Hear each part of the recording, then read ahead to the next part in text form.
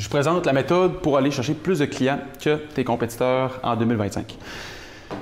J'ai choisi 20 concepts. Ça va être quand même, il y a beaucoup de value. J'ai mis ça le plus simple possible. Si vous avez des questions, je vais y aller quand même assez lentement. Puis voilà, parce que j'ai appris tellement de choses. Je me suis entouré de des personnes extrêmement talentueuses dans leur domaine.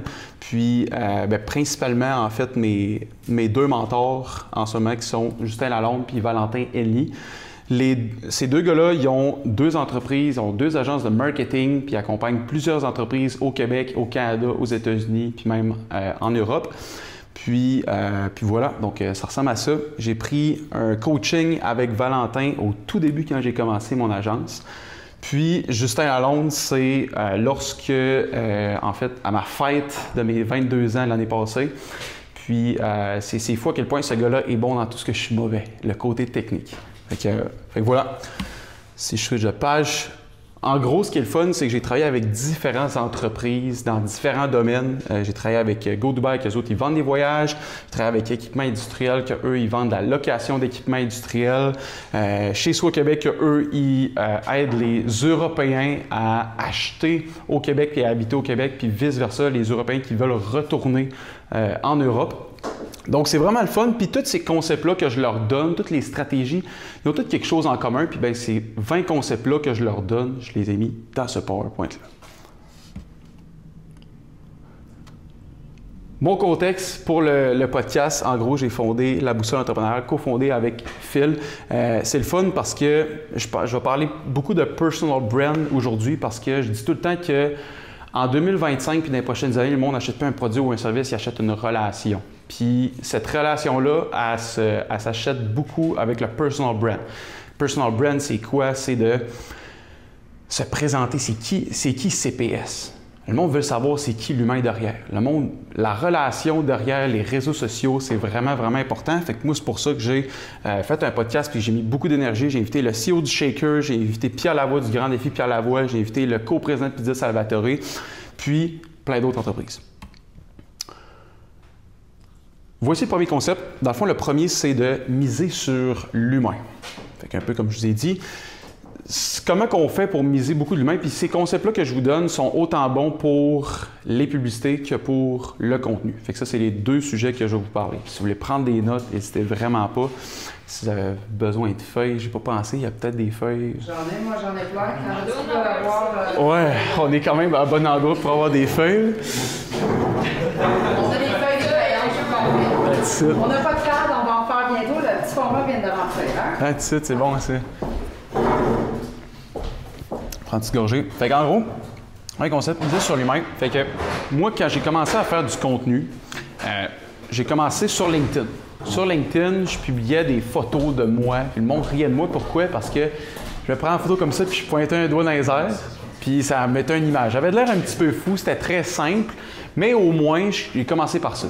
Faire du contenu, souvent, le monde se met beaucoup de barrières. Même mes amis que je connais très bien, se font, je vais me lancer en contenu, j'ai acheté j'ai acheté des caméras, j'ai acheté des affaires pour prendre des photos et tout. Ils sont full équipés, mais ils font aucun contenu. Ou même, ils en font, mais ils ne le publient pas. Perte de temps. Puis ça, c'est à cause, ils ont comme le syndrome d'imposteur. Ils sont comme, ouais, mais ce que je dis, c'est pas bon exactement, mais c'est pas la fin du monde, honnêtement. C'est pas la fin du monde. Puis au début, moi, je donne des conseils, que justement, ces 20 conseils-là sont peut-être pas 100% vrais, mais selon moi, il y a au moins 80% de ce que je dis qui fait 100% du sens dans vos business, ça, c'est sûr.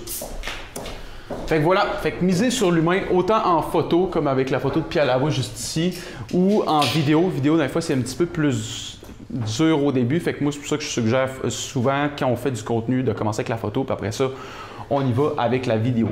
Puis, c'est autant bon pour les publicités.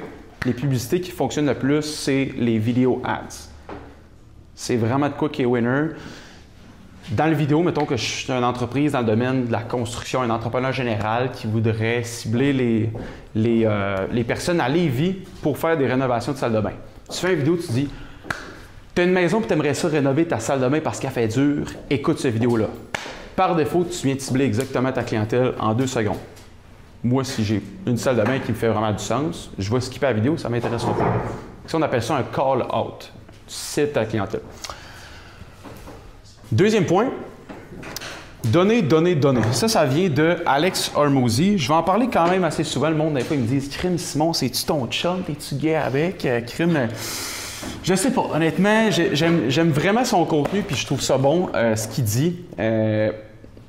Ça vient de ce livre-là. En fait, non, je pense que c'est lui. Ça, c'est son deuxième tome. Alex Hormozy, lui, il a une entreprise qui aide d'autres entreprises. Dans le fond, il investit dans eux pour grossir leur entreprise. Souvent, je pense qu'il cible ceux-là qui ont 1 million de bénéfices nets pour les amener vers 10 x 100 leur entreprise. Puis, il leur donne plein de conseils qui sont dans les 2 livres. Fait que comment créer une offre qui est tellement incroyable que quand tu la présentes au client, il serait stupide de dire non.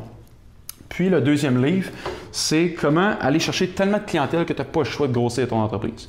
Ça, moi, c'est mon coup de cœur. Pourquoi? Bien, c'est un petit peu relié au marketing. Puis souvent, je l'offre à mes clients, comme un peu étophile. Fait que, donc, c'est ça. Puis dans son deuxième tome, il parle de donner, donner, donner, donner, donner tellement until they ask.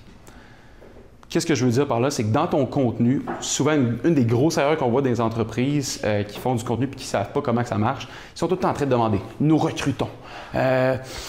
Venez nous visiter. Voici nos rabais. Venez nous voir. » Ils sont tout le temps en train de demander à leur audience d'acheter chez eux ou « Nous recrutons. » Mais si tu fais tout le temps ça, ton audience va voir ton contenu et va dire « Il est plate. » Puis ils ne likeront pas. Puis si le monde n'a pas tant de likes, bien, par défaut, si ton contenu n'a pas tant de likes, Facebook va s'en apercevoir et va dire « OK, fait que finalement, les posts de telle entreprise dans le domaine de la construction ne sont pas tant appréciés. Je vais te montrer à moins en moins de monde. » Fait que vous êtes en train de tuer votre personal brand puis votre brand de votre business. Donc, l'objectif, valeur exceptionnelle, offrir un contenu qui transforme la vie de votre audience. Moi, souvent, ce que j'aime bien faire, c'est donner des conseils marketing. Fait que donner des conseils sur, mettons, on prend en exemple CPS, ça serait de présenter un membre de l'équipe. Présenter un membre de l'équipe, c'est de la valeur. C'est OK, bon, c'est quoi ses passions, etc. J'ai peut-être appris quelque chose, il y a une passion qui m'a rejoint. Il y a telle affaire qu'il fait que moi, je ne fais pas, je pourrais l'essayer. Fait qu'il y a de la valeur. Si vous faites un contenu, que vous donnez des connaissances ou qu'il y a de la valeur, par défaut, le monde a beaucoup plus de chances de liker. Puis si le monde like, commente, partage, vous faites plus voir. Partagez des connaissances, vendez l'implémentation. Ça, j'aime vraiment ça. Je me rappelle plus c'était qui. Je pense que c'est soit Alex Hormozy ou il y en a plein d'autres qui disent ça. Moi, c'est ça que je fais. Je donne tous les conseils marketing. Vous pouvez tous les appliquer. Si vous ne voulez pas, moi, je vous vends l'implémentation. That's it. Je ne cache aucun secret. Je vous donne tous les secrets, puis après ça, bien, soit vous les implantez vous-même, puis vous allez me remercier, ou sinon, je vous aide à faire. Faites ça, vous avez-tu des questions en date? Make sense? That's it. Des fois, j'avais pas d'idée pour quelle image mettre, fait que j'ai juste mis des photos de moi avec des personnes. Comme là, c'est FDB. Mais ouais, mettre un pop-up de sortie stratégique. Qu'est-ce que ça veut dire, ça? À main levée, qui savent c'est qui? Un pop-up. Tu sais, c'est quoi, that's it? Un pop-up de sortie sur un site web? Tu savais pas pantoute c'est quoi? Quelque chose qui est ultra important, surtout pour l'email marketing. Avoir un pop-up de sortie, c'est que, mettons, on arrive sur un site web. J'ai un exemple, juste ici, normalement. Sur mon site web, j'arrive dessus, puis si je dirige mon curseur de ma souris en haut sur mon menu, automatiquement, il va m'apparaître un pop-up. Fait que là, le guide gratuit sur le côté, ça, c'est mon pop-up de sortie qui me dit « Hey, écoute, tu veux peut-être un guide gratuit pour optimiser ton site web pour augmenter tes ventes. » Ça, bien, des fois, ça incite les personnes à dire « Ah, OK, finalement, ça m'intéresse, ça serait... » Fait que ça serait de... Souvent, le pop-up de sortie, c'est de donner le lead magnet. C'est quoi un lead magnet? Un des exemples. Je vais répondre à ta question après. Un des exemples pour CPS, c'est son endroit ici. Fait que ça pourrait être un pop-up de « Viens réserver un tel événement. » Fait que tu annonces tel événement pour les personnes qui vont voir ton site. Ça serait un aimant client.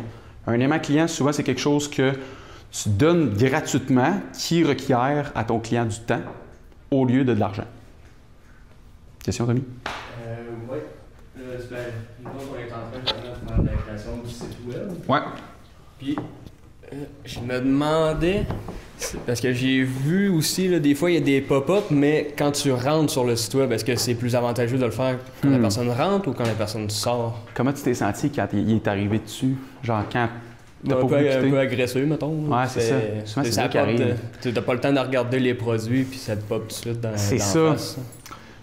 Moi, ce que j'aime bien faire, puis ce que j'ai appris, c'est de le mettre deux versions. Fait que soit en pop-up de sortie, fait que quand la personne est peu intéressée à ton site puis qu'il se dirige vers en haut, il apparaît, ou sinon après 15 secondes. 15 secondes, normalement, ça te laisse quand même le temps d'aller checker pas mal de trucs. Je trouve ça pas trop agressif. Mais ça, c'est de faire des A/B tests. En marketing, il faut que tu fasses des tests. Si tu vois que le monde, après avoir checké ton pop-up, la plupart du monde quitte, OK, ben peut-être qu'il faut que je sois moins agressif. Ah, je vais essayer d'être plus agressif, voir. Puis peut-être une formule qui va plus fonctionner que d'autres. Make sense? Oui. Perfect. Thank you.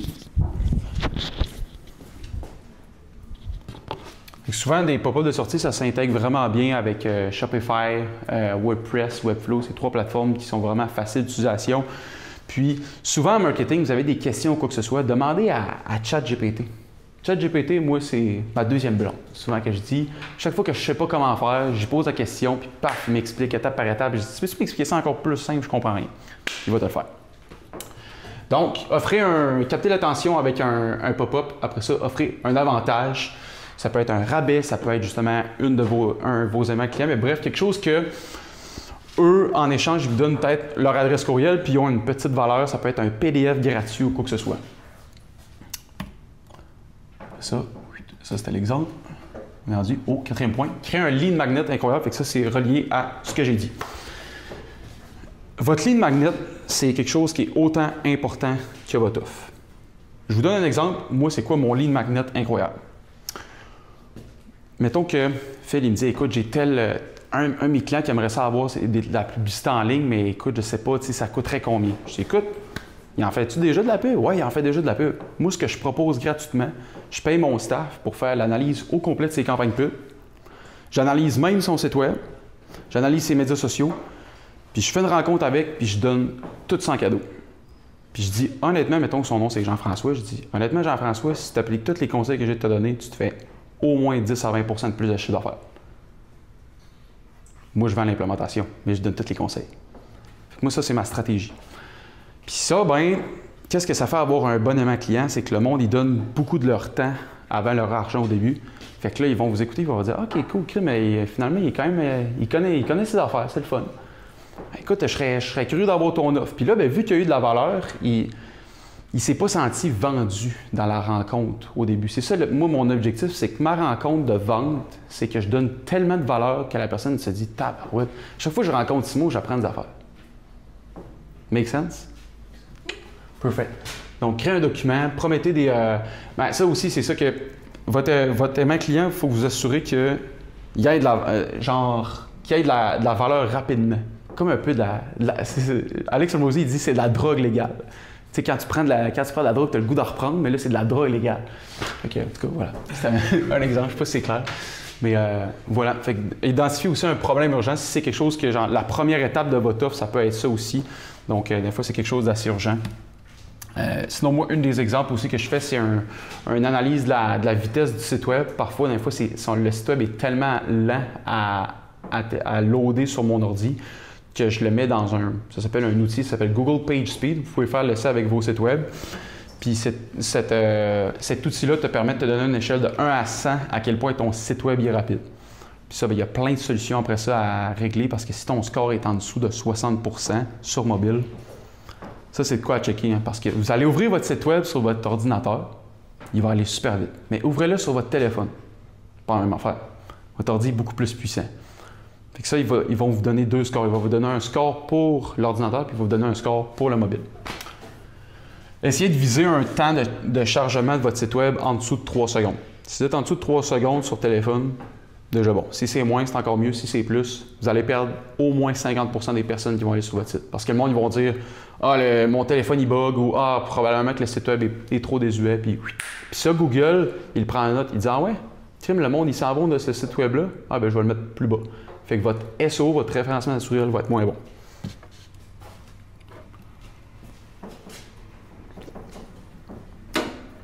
Faire du retargeting. Ça, c'est conseil numéro 5. Du retargeting, c'est quoi? Mettons, moi, je fais des campagnes pub pour mon agence de marketing, puis je cible les entreprises dans le domaine de la construction qui veulent faire de la rénovation de salle de bain.